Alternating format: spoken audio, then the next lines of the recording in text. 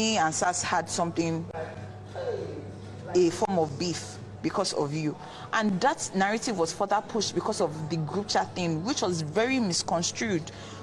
When I sent those texts, it was when somebody from Sasuke's not Sasuke's camp, Crosske's camp had sent a VN to me saying, "Follow this person, talk," making me say, "Girl, I'm gonna leave you on your own." Something she didn't talk to me today, so she was just. Yes, no, I don't want not talking to her anymore. Don't even know. Hello everyone, welcome back to my YouTube channel. So Cross and of course Angel had a heart-to-heart conversation.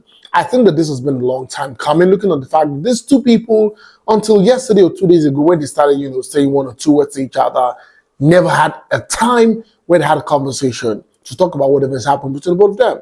Remember that during their reunion, they literally just called each other's bluffs, and that was all. Now the two people are back in the house, and you can literally see both of them having a conversation, right? Here, both of them are pouring out their hearts. Angel is saying that, you know what, Cross was trying to be the star boy. When they got outside of the house during their season, right, it felt like Cross was trying to be the golden boy because there was Sasuke on his matter, there was Angel on his matter. In fact, we had, fan bases, Cross K and Cross Gel. That's Cross K and Sasuke. We had Cross, and of course, we had Cross and Sasuke, we had Cross and Angel. Now, Angel is saying that when they got outside of the house, it felt like Cross was trying to paint a narrative that herself and Sasuke were trying to get him, that there was a competition between Angel and Sasuke in trying to make Cross like their boyfriend. Now, Cross is saying that, what, he was shocked at the Angel he saw at the reunion. And Angel was like, see, we shared so much. Apparently, you were coming to my house, I was coming to your house, but he felt like he didn't even want anybody to know that I am with you, that we had a thing together, that we're friends or whatever, we had a ship or a relationship, right? Because Angel was like, see, a lot of time they'll be together, having fun moments, and she would just want to take a picture and maybe do a video and post. But in her subconscious, she's like, this guy doesn't want people to know that I'm with him. And literally, she would just dead that thought, right? And Cross was like, see, for him, he was expecting to see a fantastic Angel at the reunion. But Angel is like, see, I'd clocked out from the whole relationship or friendship, whatever thing that we had, because you were not even coming out to say anything to defend her. No, there was a constant narrative, and it felt to me like you were feeding that narrative, which was why you did not want to invest in the friendship as well. Now, Angel goes ahead to talk about the fact that someone from Cross K's camp, right, reached out to her, sent her a voice note about something that had to do with maybe wanting to marry Cross or whatever. And she decided to have a meeting with her own team to, like, you know what, we need to create a counter, strategy. If these people have a strategy, if the Cross K camp has a strategy, if they have a strategy rather, myself and my team will also come up with a strategy and all of that. And that was what it was, because she really felt pain at the fact that Cross didn't even want people to realize that they were together at some point. And then Cross was now like, see, there was even a time that he walked up to her at an event. And Cross was like, he came to meet her to have this conversation, and then Angel now acted like he was not there. He was standing there for 5 minutes, and Angel was not even, giving him any audience. And Angel was like, that was her boyfriend she was standing with.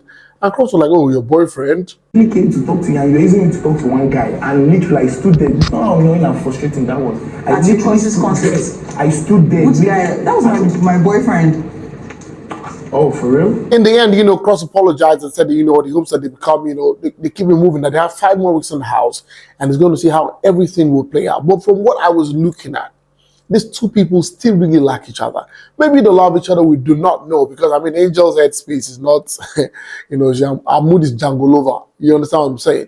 But these two people, with the way they were having this conversation, you can literally see that they've shared a lot together, they shared deep moments together, and they miss it. And both of them are right now, having a conversation. It was one of the most beautiful things I've seen this week on the show. These two people having a conversation, and you could see the genuineness, the sincerity in the conversation they had. Angel was really pouring out her heart. Cross was pouring out his heart. And I want to see how this is going to play out with Suma also in the mix. I want to see how this is going to play out. There's an Angel, there's a King Opera, there's a Soma, there's a Cross, there's an Lebaye, even though Cross was calling Lebaye a mouse, some days ago, and saying that he was giving her highlights for kissing her. All right. Moving on to my next, just Doyin is pissed, at Cee-C, saying that she's not going to talk to Cee-C anymore or whatever, that Cee-C and Samasa were talking about her in the restroom. Now, also at the same time, Cee-C is talking to Ike in the garden that, he's not going to talk to Doyin again in the house. That why would she wake up in the morning, that's Doyin, and just carry her face and not want to have a conversation with anybody. So these are two people who are mad at each other for nothing. That's what I'm going to say, because Cee-C is saying that they is carrying her face for her and not acting like they've not had any conversation before. And Donny is there saying that, you know what, Cee-C is having a conversation with some housemates. They're talking about her in the bathroom, and then when she walked into the bathroom, they stopped talking about her.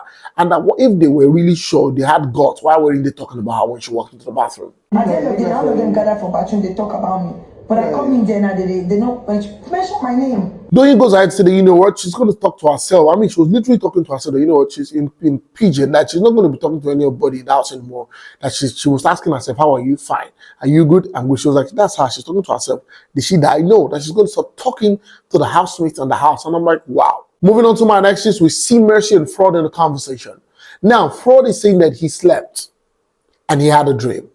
Now, what is this dream about? Fraud is saying that he slept and saw that during the grand finale of the Big Brother Niger All-Stars, the finale that's going to happen in about 5 weeks' time, right? That he saw himself, Mercy, and White Money at the finals.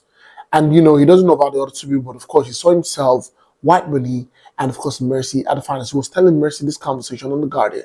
Moving on to my next chase. One thing I love about this season is the fact that a lot of exes who had beefs and came into the house and started making up. Cross and Angel made up. We've seen EK and Mercy make up. They weren't talking before they came on the show, but right now they're talking. This morning we saw Mercy asking EK, you know, about the fact that, you know, what of the breakfast he said he's going to prepare for her. This was when EK was actually rolling some tissue, and I'm going to bring you the next conversation about that. So we see Mercy asking EK, what's up with the breakfast you're going to have? You wanted to prepare for me. And EK was like, it's coming. He's trying to finish up what he's doing. Oh my God. Where's my breakfast I promised you? Oh God. You promised me breakfast. I don't care. You can leave this in and make breakfast for me. Hello. Let me do one. And finally on this video, Big Brother has punished Tolani Baj, Cross, and EK, right? Remember that, you know, EK had a strike and Big Brother told him that he was going to give him an extra punishment, right? For Cross, Big Brother said Cross did something. He damaged a particular part of Big Brother's house, or the wall. I think it's like a wooden particular space, right? But I think they broke it, right? I think it's when the kid were playing, and then it was damaged. So Big Brother is saying the Cross, he's going to punish him for that. And then for Tolani Baj, Big Brother is saying that Tolani Baj does not respond quickly to him anytime he calls her. So apparently, I think after the walkout or whatever it was in the morning, Big Brother littered the whole house with tissue paper. And then he asked the 3 people to start wrapping the tissue paper one after the other and wrap it back on the roll. And that was the punishment they got. And that's it on this video. So please go to the comment section. Let me know what you think about all of these that I've spoken about. In a few hours, the Saturday night party would happen. And I'm going to be here to bring you all the highlights and all the juicy details of everything that goes down, okay? Go to the comment section. Let me know what you think. Thank you so much, guys, for watching. Please, if you have not subscribed to my channel, please hit the subscribe button, turn on your notification bells, and guess what? You get notified whenever I post a video. Go to all social media platforms on Facebook, on Instagram, on Twitter, and of course on TikTok, and follow me at Olufemi Daniel. And until next time I come your way again very soon in a few hours, it's bye for now.